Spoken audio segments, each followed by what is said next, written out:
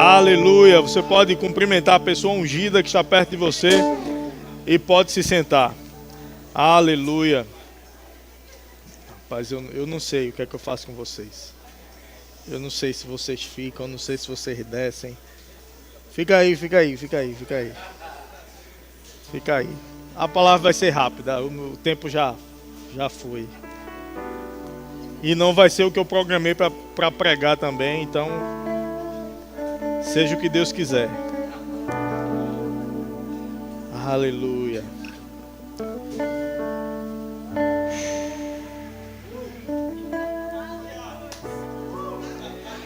Eu nunca preguei sobre isso aqui. Não sei como é que é. Aleluia. Porque ele não me disse antes. Aleluia. Abre tua Bíblia em 2 Samuel, no capítulo 6.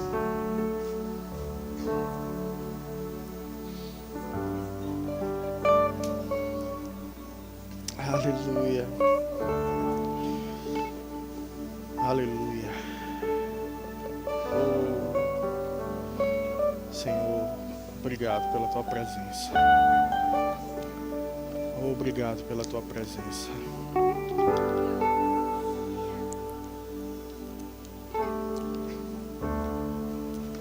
Vamos ler na NVI. 2 Samuel 6. De novo, Davi reuniu os melhores guerreiros de Israel, 30.000 ao todo. Ele e todas as tropas que o acompanhavam partiram rumo a Baalá, em Judá, para buscar a arca de Deus. A arca sobre a qual é invocado o nome do Senhor dos Exércitos, cujo trono está entre os querubins sobre a arca. Puseram a arca em uma carroça nova e levaram à casa de Abinadab, que ficava em uma colina. Uzá e Aiô, filhos de Abinadab, conduziram a carroça com a arca de Deus. Aiô andava na frente dela. Davi e todos os israelitas celebravam com grande entusiasmo diante do Senhor, ao som das canções, harpas, liras, tamborins, chocalhos e símbolos. Quando chegaram à eira de Nacon, Uzá esticou o braço e segurou a arca de Deus, porque os bois haviam tropeçado. A ira do Senhor se acendeu contra Uzá por esse ato de irreverência. Por isso Deus o feriu e ele morreu ali mesmo, ao lado da arca de Deus. Davi ficou irado porque o Senhor havia atacado Uzá. Até hoje aquele lugar é chamado Perez Uzá. Naquele dia teve medo do Senhor e se perguntou: como a arca do Senhor chegará até mim? Assim Davi já não quis levar a arca do Senhor para ficar com ele na cidade de Davi. Em vez disso, levou-a para a casa de Obed-Edom, o giteu. A arca do Senhor ficou na casa de Obed-Edom, o giteu, por 3 meses, e o Senhor o abençoou e a toda a sua família. Disseram ao rei Davi: o Senhor tem abençoado a família de Obed-Edom e tudo o que ele possui por causa da arca de Deus. Então Davi, com grande festa, foi à casa de Obed-Edom e ordenou que levassem a arca de Deus para a cidade de Davi. Quando os que carregavam a arca do Senhor davam 6 passos, eles sacrificavam um boi e um novilho gordo. Vamos parar por aqui. Eu vou explicar rapidamente isso aqui e a gente vai passar para a segunda parte. O que aconteceu? No Antigo Testamento, quando existia o tabernáculo, dentro do tabernáculo existia a Arca da Aliança. E a Arca da Aliança, ela carregava a presença de Deus. A gente já pregou aqui sobre isso algumas vezes, sobre essa questão da arca, que ficava dentro do tabernáculo, dentro de uma área chamada Santo dos Santos. Somente o sumo sacerdote, depois de sacrificar animais ao Senhor, com o sangue puro daqueles animais, ele entrava nessa presença, derramava o sangue sobre a tampa da arca, que é o propiciatório, e isso servia como uma cobertura para os pecados. É como se a pureza do animal, do sangue derramado, purificasse o sacerdote dos seus pecados. Isso apontava profeticamente para Jesus, que viria mais à frente derramar o seu sangue puro por nós, até então pecadores. Isso era uma figura que apontava para o Senhor. Mas se o sumo sacerdote entrasse no Santo dos Santos, que era o terceiro compartimento do tabernáculo, em pecado, sem fazer os sacrifícios, ele morreria. Por quê? Porque o pecado não sobrevive na presença de Deus. E alguém com pecado não resiste à presença do próprio Deus. E ele morreria. Nós sabemos que quando Jesus morreu, o véu do templo que separava essa área isolada apenas para o sumo sacerdote, esse véu foi rasgado de cima a baixo. E antes, o que apenas o sumo sacerdote poderia acessar, o que estava preso lá dentro, a presença de Deus, agarrada na arca, junto da arca, simbolizada pela arca, saiu e invadiu toda a terra a partir de Cristo. Por quê? Porque em Cristo nós fomos santificados, nós fomos justificados. Mas aí voltando agora para o Antigo Testamento, nesse contexto de Davi era um rei. O rei carregava a presença de Deus sobre ele, não dentro dele, mas sobre. No Antigo Testamento a presença vinha sobre. E sempre que se ia à batalha, se consultava a Deus, sacrificava animais a Deus em holocausto, em sacrifício a Deus. E a arca, ela era levada pelos levitas, que eram os encarregados pelo louvor. E os levitas iam à frente na batalha, carregando a arca, tocando, cantando. E aquilo liberava a presença de Deus naquele lugar. Mas o que era um símbolo da presença de Deus, o que era algo que lembrava a presença de Deus, que fazia as pessoas reverenciarem a Deus, se tornou apenas um amuleto. Leva a arca para lá porque a gente ganha. E eles deixaram de considerar a presença e passaram a considerar um rito, um ritual apenas. Leva a arca que vai dar certo. E nisso a arca foi levada. Eles não consideraram a presença, entraram em batalha e perderam a batalha. E o que era a própria presença de Deus na arca foi levada pelos inimigos. O exército do Deus vivo, porque não considerou o Deus vivo, perdeu a batalha. E a arca, a própria presença de Deus, foi levada para o exército inimigo. E colocaram diante do Deus deles, Dagon, que era uma imagem muito grande, uma estrutura muito grande. Deixaram lá, no outro dia a estátua do Deus deles com a cabeça cortada no chão, porque estava perto da arca. Eles quiseram zombar da arca, mas a presença de Deus, ela cortou a cabeça do ídolo deles. Nenhum ídolo pode resistir à presença. E o que aconteceu? Chegou o tempo que Davi disse: vamos recuperar a presença, vamos recuperar a arca.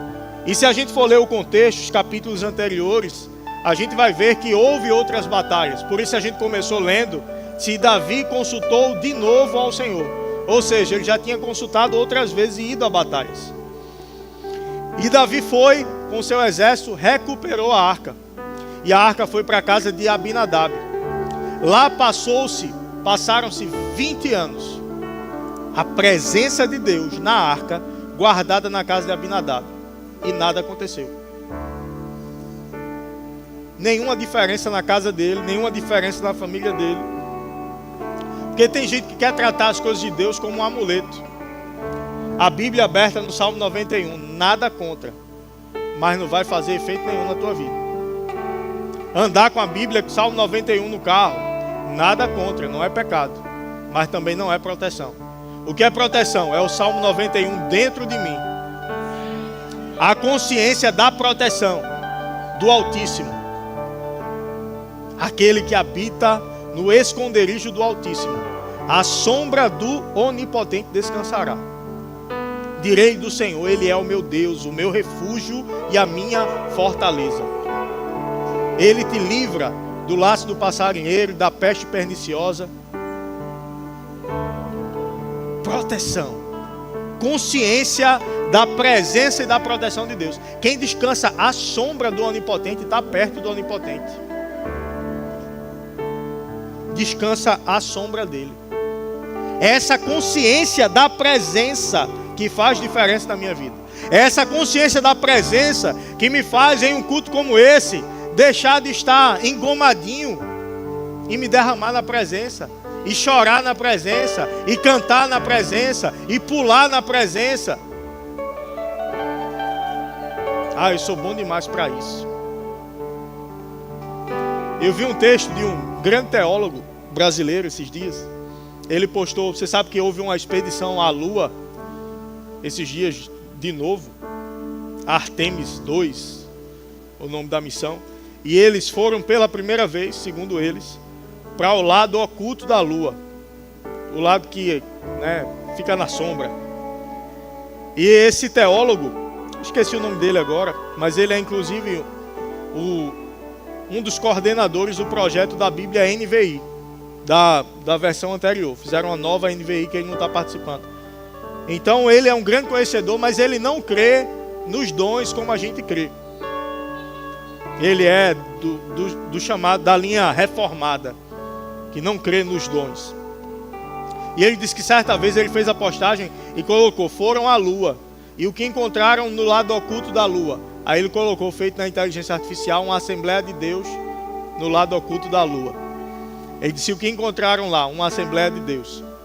E aí ele relata no texto que logo quando teólogo, no início, ele cheio de conhecimento, cheio de soberba até, ele foi numa Assembleia de Deus, num bairro, e ele chegou lá, muito teórico, muito crítico, entrou lá, viu pessoas que, segundo ele, estavam vestidas de uma forma inadequada, com coque no cabelo e isso.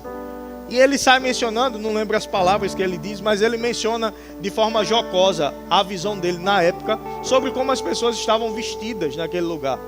E sobre o pouco conhecimento das escrituras que aquelas pessoas tinham.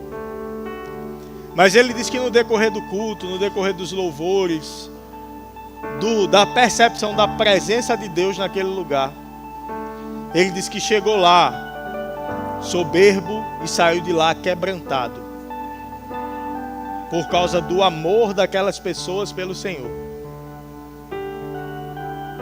E aí ele fala, em todos os lugares haverá uma Assembleia de Deus. Ele não é da Assembleia de Deus até hoje, mas ele fala do poder demonstrado ali, do amor, da simplicidade, de pessoas que não estavam nem aí para os seus títulos, mas estavam mergulhadas na presença.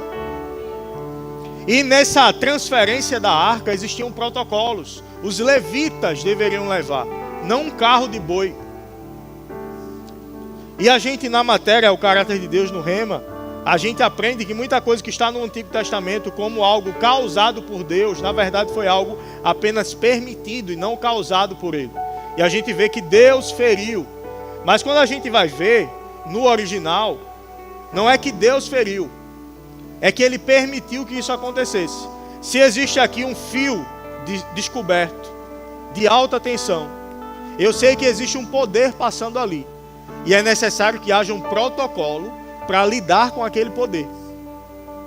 Alguém da Neoenergia, se for mexer, vai colocar toda uma roupa de proteção, luvas grossas de borracha, para tocar naquele poder. Por quê? Porque se ele tocar sem nada, ele vai morrer. Então existe protocolo para lidar com o poder. E aqueles homens, quando os bois tropeçaram e a arca ia cair, não se pode tocar na arca. Eles foram segurar a arca. Boa intenção, mas sem protocolo. Boa intenção, mas sem reverência. Boa intenção, mas sem o cuidado devido com o poder. Foram tocar e morreram. Aí Davi disse, olha, eu não vou continuar conduzindo a arca dessa forma. Tem alguma coisa errada. Coloca a arca na casa de Obed-Edom, deixa lá, enquanto a gente resolve o que vai fazer. 3 meses a arca na casa de Obed-Edom. O Senhor abençoou eles em tudo. 20 anos em um lugar, nada aconteceu. 3 meses em outro lugar, tudo mudou. Sabe, não é o tempo de igreja que você tem que vai fazer a diferença na tua vida, mas é a tua intensidade na presença. É a tua intensidade em quebrar o protocolo e mergulhar na presença. Adorar com tudo que você é, com tudo que você tem, com tudo que você pode, com todo o teu ser, com todo o teu entendimento. Entregar todo o teu louvor. Ei, sai do salto. Sai do salto, mergulha na presença.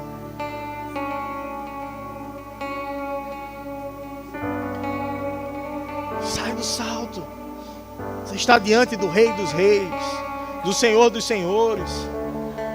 Ei, a gente não vai parar os moveres de Deus nesse lugar, por causa de cuidado para não escandalizar alguém. Ei, eu estou na presença do meu Pai, que é Rei dos Reis, que é Senhor dos Senhores, e eu quero adorá-lo com todo o meu ser, com todo o meu louvor, com todo o meu entendimento, com todo o meu corpo. Porque quando eu corria atrás de um trio no carnaval, eu dançava com tudo que eu tinha de energia, suava tudo que tinha para suar, estava nem aí para calor, para chuva. Era até bom a chuva, né? Aliviava o calor, né? Aí eu... Calma, irmã, calma.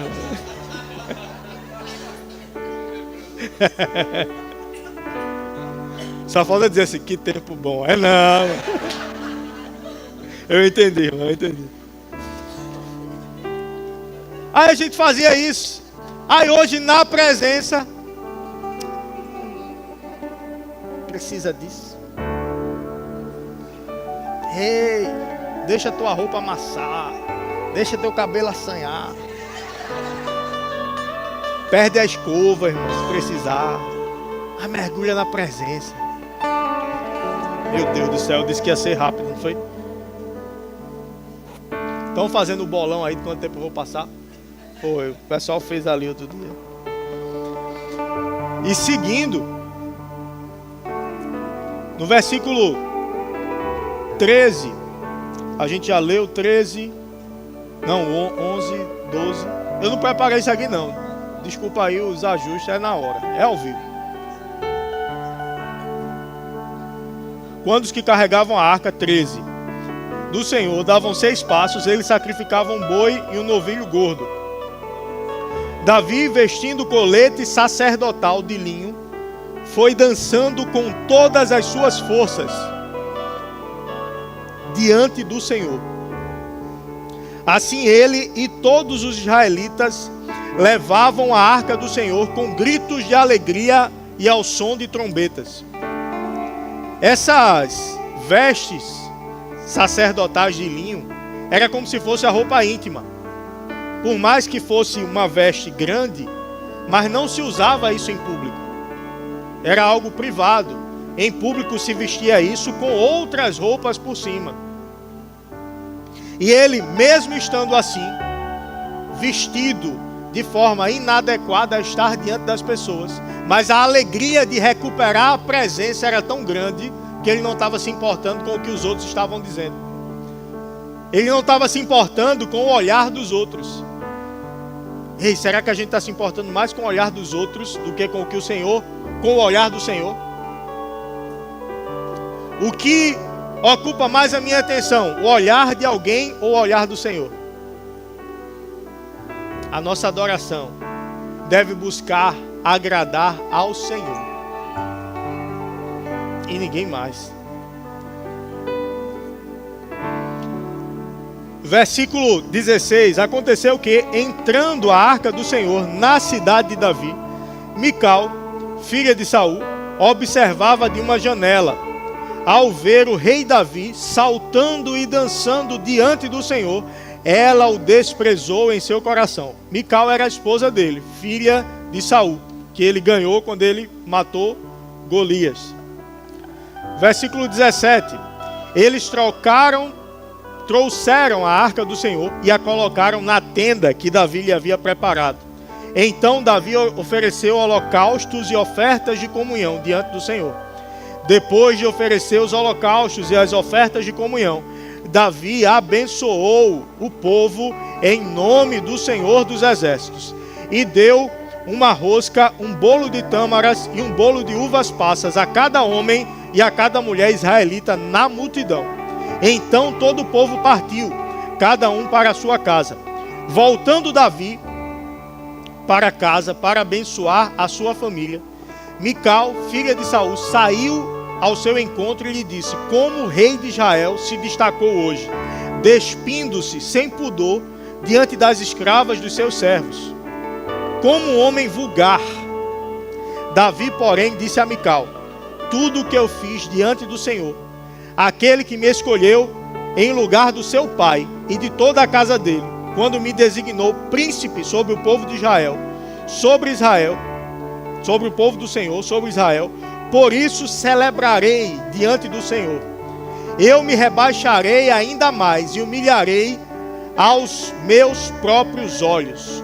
Contudo, serei honrado por essas servas que você mencionou. Versículo 23. Mical, filha de Saul, jamais teve filhos até o final da sua vida.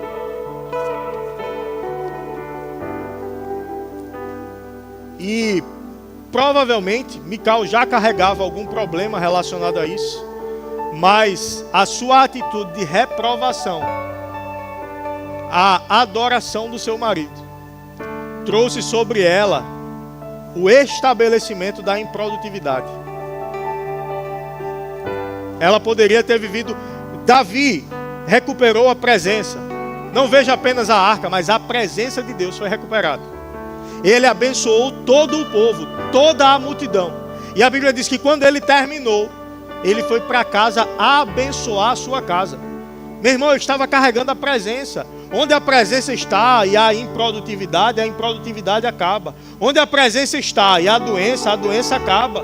Onde a presença está e a morte acaba. Ei, a presença de Deus, ela muda as coisas. A presença de Deus, onde há tristeza, ela vem e traz um consolo, traz uma resposta de alegria. E às vezes o problema continua lá, a dor continua lá, mas a presença, ela vem, invade, superabunda aquele lugar, e a tristeza, ela não ocupa mais o lugar de centralidade na vida de alguém por causa da presença. Então Davi estava com a presença, abençoou o povo participou da celebração, terminou, agora vou para casa, vou abençoar a minha casa. E aí a mulher dele sai. Aí o crítico da adoração aparece. Aí o fiscal do louvor aparece. Ei, meu irmão, se você é fiscal do louvor, rasgue o teu crachá hoje de fiscal. Seja fiscal da adoração de ninguém não, só da sua. Você não foi chamado nem contratado para ser crítico não. Aí chega a fiscal do louvor. Eu imagino ela cruzando o braço assim, batendo o pé. Bonito, né? Bonito. Para um rei. Tu acha isso bonito? Tu acha isso bonito, tu vestido desse jeito? Tu acha, Davi? Tu acha que isso é jeito de se portar? E aí censurou Davi. Mas qual foi a resposta de Davi? Eu vou me humilhar, tudo que eu puder me humilhar na presença. Eu vou me derramar, tudo que eu puder me derramar na presença. Eu não quero saber do que você pensa sobre a presença. Deus me levantou como príncipe em Israel. E eu vou adorar o meu Deus na frente de todo mundo. Na frente de escrava, de escravo, de servo.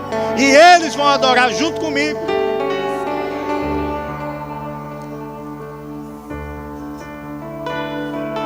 Ei, Deus está nos chamando para um lugar de adoração profunda. Traz os livros de adoração aí, uns 2 livros. Tem um de Manassés Guerra. Ei, meu irmão, É chegado um tempo de entendermos mais sobre a adoração. Às vezes tem tanta coisa que a gente está tentando resolver. Às vezes a gente até está mergulhado em oração, pedindo ao Senhor para Ele fazer alguma coisa. E tudo que Ele quer que a gente faça é: descansa. Descansa nos meus braços.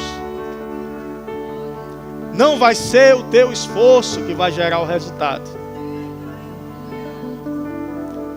É a tua capacidade de descansar em mim. É a tua entrega na presença.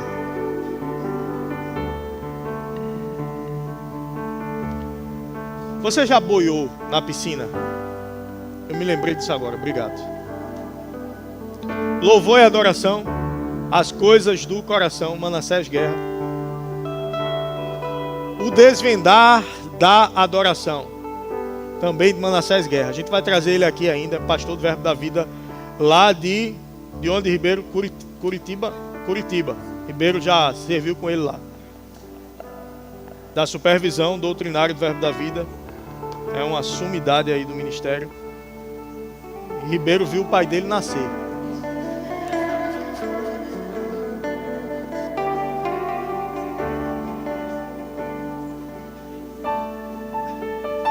Então, meu irmão, mergulha na presença. Mergulha na adoração. Às vezes a gente quer fazer força. Não, eu vou orar aqui a noite toda, porque agora o Senhor vai resolver. Ei, se o Senhor te chamar para orar a noite toda, hora é bênção demais. Mas ei, que isso não seja um esforço pessoal seu, para fazer um sacrifício para o Senhor, para Ele te atender. Porque sacrifício era no Antigo Testamento. Davi sacrificou animais. No Novo Testamento o sacrifício foi o de Jesus na cruz, que já pagou todo o preço de sacrifício necessário para mim e para você. Se eu quero fazer um sacrifício para Ele hoje, eu estou dizendo: Senhor Jesus, teu sacrifício foi bom, mas não foi suficiente. Eu preciso fazer outro aqui. O dele foi suficiente. Qual o sacrifício que a gente vai fazer? Sacrifícios de louvor. Entregar nosso louvor a Ele.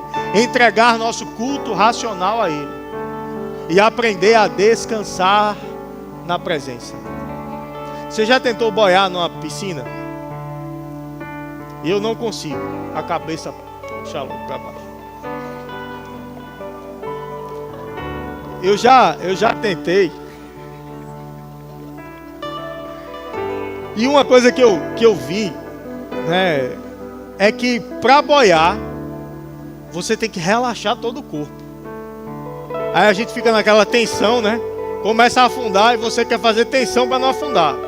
Aí começa a afundar mais. Aí você quer fazer tensão para subir, aí afunda mais.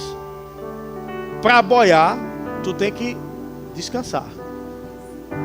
Quanto mais esforço, menos resultado.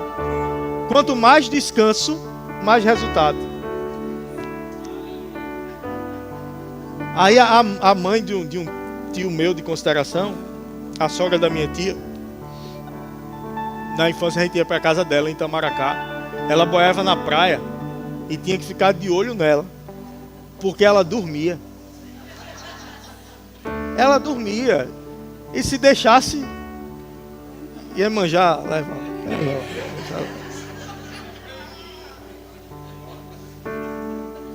Ia embora.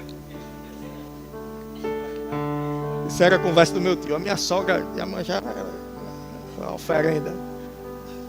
Aquele que ela confundisse, né? Mas sabe, a pessoa descansar num lugar de praia. Na piscina você está limitado ali, né? E na praia, num lugar aberto, o nível de descanso que você tem que ter para boiar ali e dormir.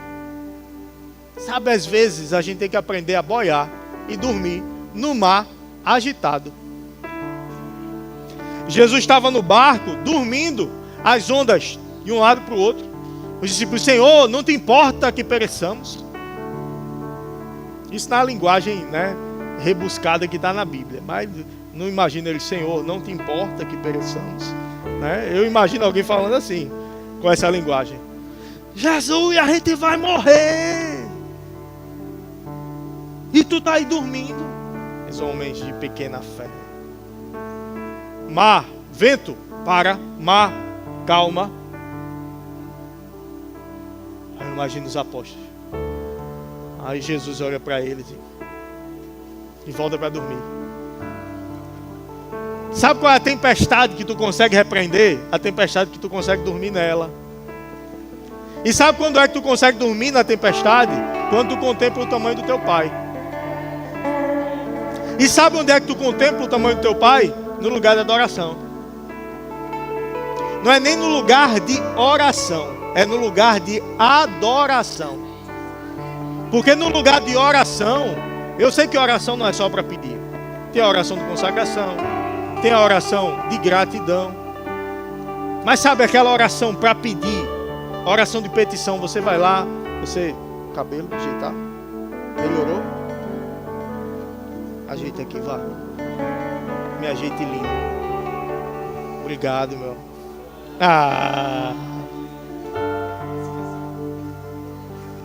Esqueci agora. Na oração de petição, tu tá lá pedindo. Enquanto tu tá pedindo, tu concorda comigo que você está pensando no problema. Você está pensando no problema. Você está pedindo, Senhor, resolve isso aqui. Entra nessa causa. Se envolve nisso aqui. Faz isso aqui. Tu está olhando para o Senhor e olhando para o problema. Um olho no Senhor e um olho no problema, né? Senhor, tu és grande, resolve isso aqui. Senhor, eu sei que tu pode, resolve isso aqui. Mas quando tu vai adorar, tu não vê problema, tu só vê o Senhor. E onde é que a tua percepção do tamanho do Senhor está maior? Quando tu está pedindo ou quando tu está adorando? Quando tu está adorando, tu só vê Ele. Não é que o Senhor muda de tamanho, mas a tua percepção dele muda. E o que vai ativar a tua fé é a tua percepção, é a minha percepção dele. Porque o tamanho dele não muda. Mas quando eu vejo ele grande, eu descanso nos braços dele. A percepção do tamanho do Senhor e da força que ele carrega aumenta a minha capacidade de descansar na presença. Vamos ficar de pé? Cansou aí não? Cansou não foi?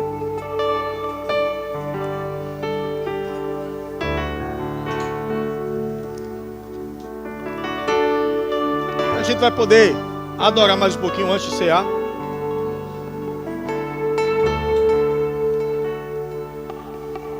E agora com essa percepção, agora com esse entendimento, agora com algumas religiosidades quebradas, você consegue mergulhar um pouco mais.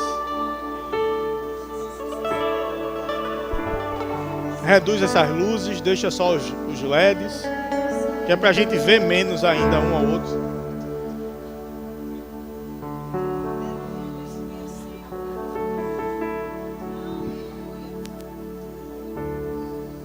Mesma música.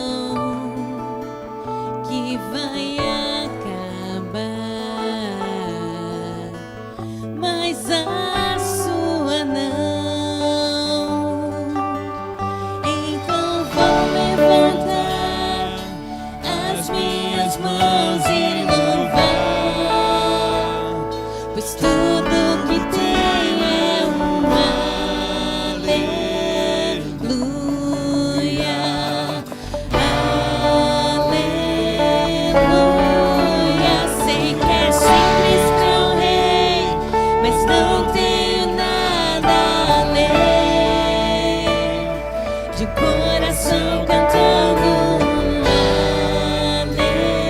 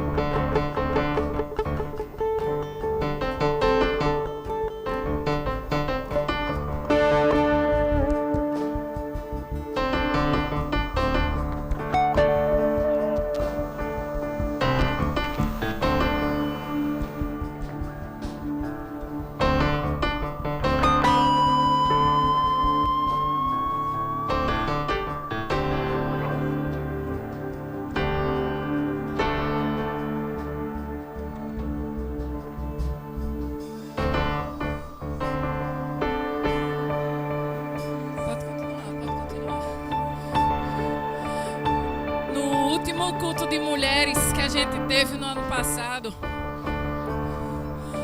foi algo... O Senhor só vinha uma nota no meu coração de gratidão, de gratidão. E eu só queria agradecer ao Senhor, sem saber do que tinha mais lá na frente. E aí no dia 27 de dezembro de 2025, antes das 23 horas e 59 minutos do dia 31, eu recebi a notícia que estava grávida. Talvez não seja um filho, talvez não seja um bebê que você está esperando, mas isso veio muito forte no meu coração. E no dia que eu falei aqui para as meninas, as mulheres que estavam aqui no culto de mulheres, eu disse a elas: eu só sabia cantar. E a canção que vinha era assim: em meu coração, não se envergonhe e cante essa canção, pois sei que há fôlego nesses pulmões. Não se envergonhe, querido. Você pode fazer melhor para Ele. É para Ele. Notas de gratidão começam a sair do seu coração.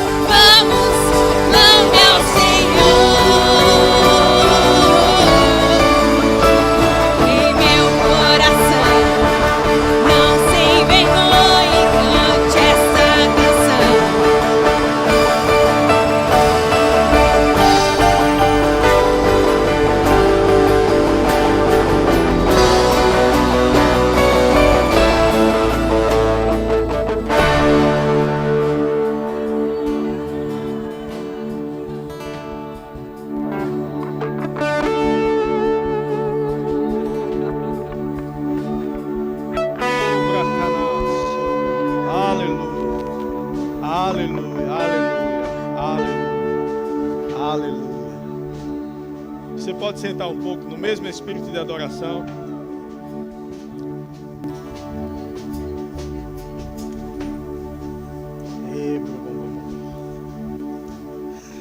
A diaconia pode se preparar para a Santa Ceia. Eu sei que a gente já ceou, mas a gente vai cear de novo, né? Aleluia. Aleluia. Aleluia. Ele é bom. Ele é bom. Ele é bom.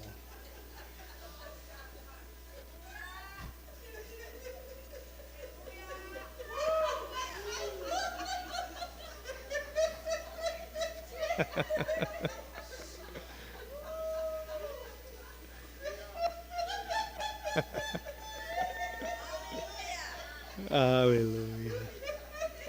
Óleo de alegria.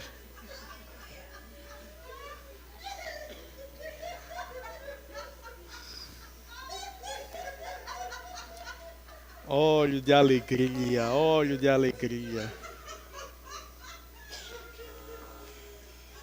Óleo de alegria.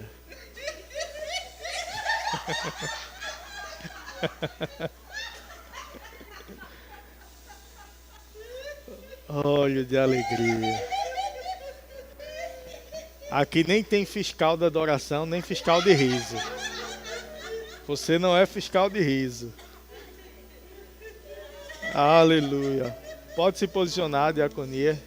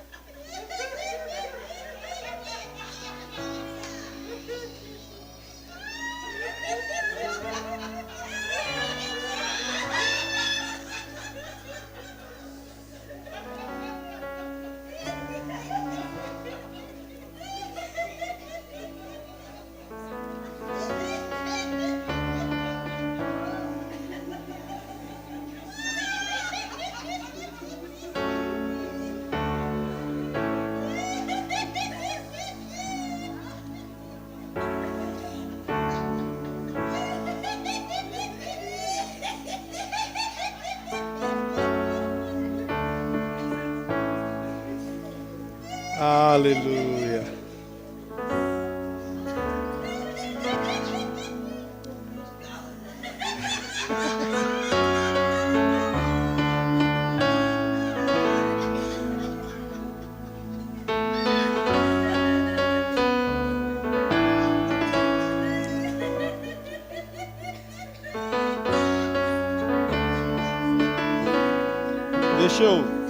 Deixa eu dar alguns versículos aqui,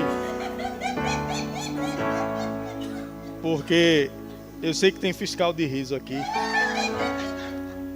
Salmos 126, versículo 2. Então a gente considera chorar na presença, a gente considera espiritual, não é?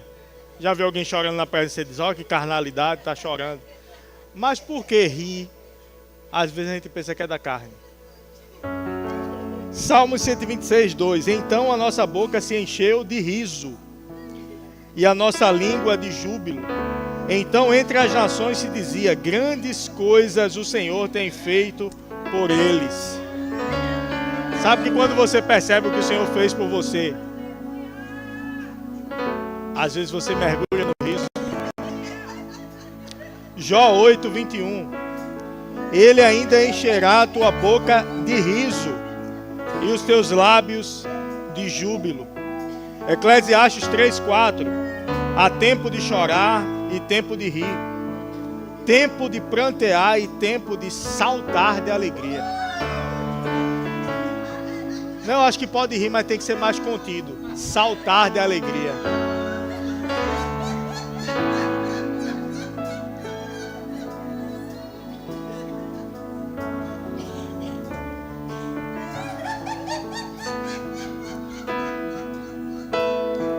Salmos 37, 13. O Senhor se ri dele, pois vê que vem chegando o seu dia. Se ri de quem? Do inimigo. O Senhor ri do inimigo.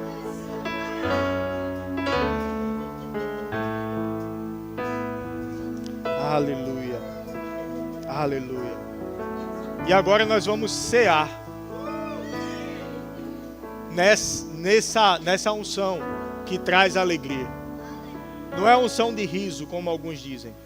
É a unção que é a manifestação da presença para um fim proveitoso, que traz como resultado o riso. A alegria é fruto do Espírito. Gálatas capítulo 5, se você quiser mais passagem bíblica. Amém? Então os fiscais do riso foram demitidos nessa noite. Essa é a Santa Ceia do Senhor. Se você nasceu de novo, Você não precisa ser desta igreja, você precisa ser da igreja do Senhor. Você é livre para participar. E se você pecou, você se arrepende e ceia. A ceia celebra a redenção do pecado. Então não é o pecado que vai nos afastar da ceia. Obviamente, a gente não vai cear de qualquer jeito. Precisamos discernir o corpo. O que é discernir o corpo? É entender, e eu ia pregar sobre isso nessa noite, sobre nosso papel no corpo de Cristo. É entender o papel de cada um. É entender que eu não sou maior nem menor do que ninguém, que o meu irmão não é menor do que eu. Até porque é difícil. Mas entender que cada um é importante no corpo. A piada foi sendo entendida aos poucos. É entender o papel de cada um no corpo. E que cada um tem a sua importância. Amém? Pode distribuir os elementos. Inclusive quem se converteu hoje pode cear, viu? Não tem curso para ceia não. A ceia celebra a redenção. Se Jesus voltasse hoje, e pode voltar ainda, você não sobe, então você pode celebrar a tua redenção.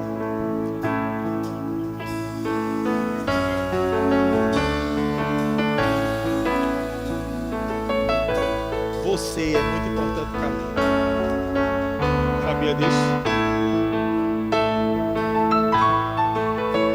Minha boca se encheu de riso e os meus lábios com gritos de júbilo. O Senhor restaurou minha sorte. É por isso que eu me regozijo. Minha boca se encheu de riso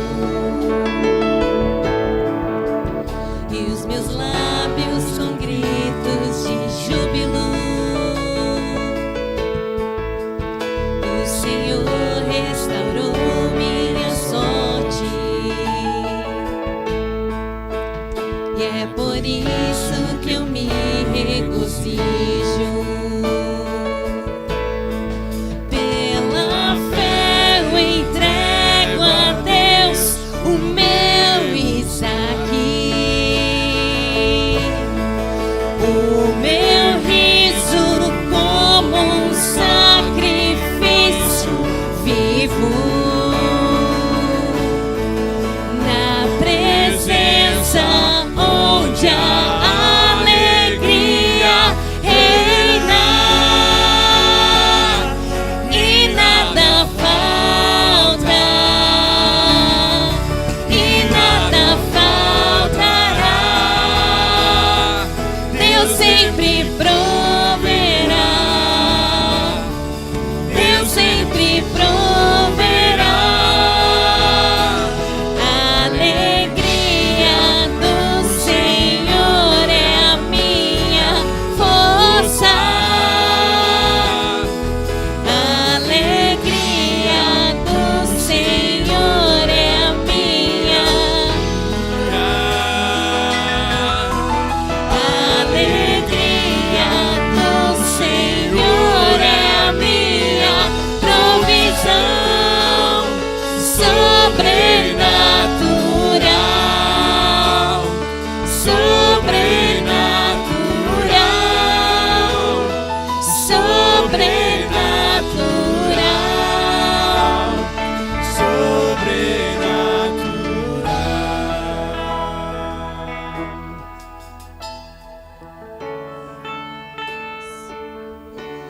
meu riso como um sacrifício vivo, te ofereço o meu riso como um sacrifício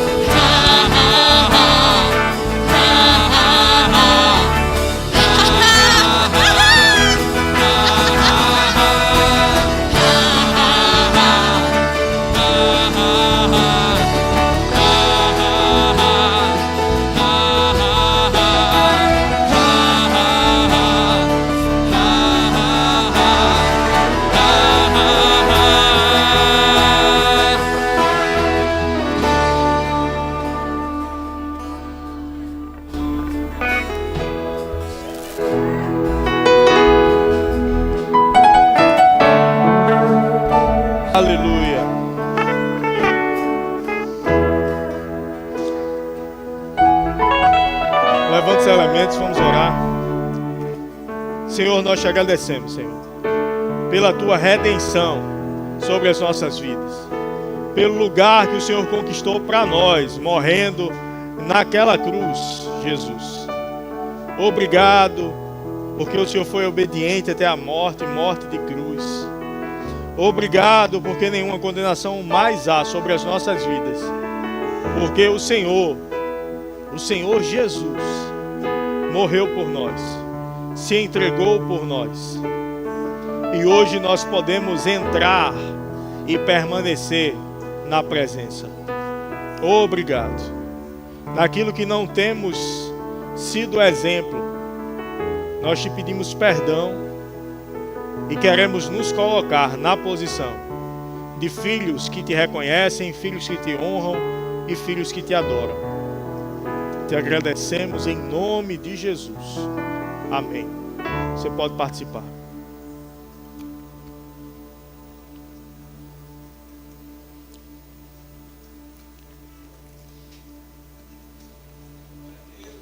Aleluia. Aleluia. Ele é bom.